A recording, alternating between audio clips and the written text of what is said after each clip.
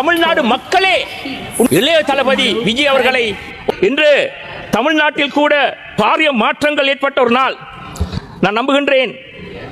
எனக்கு ஞாபகம் வருகிறது ஒரு முக்கியமான ஒரு பாடல்.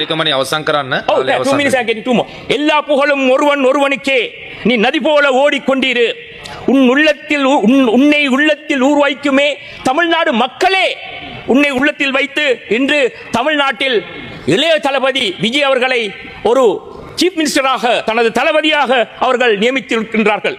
இந்த காலகட்டத்தில் நான் அடிக்கடி சொல்வேன், என்னுடைய சகோதர பாராளுமன்ற உறுப்பினர், கௌரவ பாராளுமன்ற உறுப்பினர் சாணக்கியன் ராசமாணிக்கத்தை பார்த்து, எங்களுக்கும் ஒரு இளைய தளபதி, இன மத வேதங்களுக்கு அப்பால், கிறிஸ்தவர்கள், முஸ்லிம்கள், தமிழர்கள் என்ற பேதங்களுக்கு அப்பால் தமிழ் பேசும் மகன் ஒருவன் கிழக்கு மாகாணத்தின் ஒரு முதலமைச்சராகுவதற்கான சந்தர்ப்பத்தை இந்த அரசாங்கம் வழங்கவில்லை.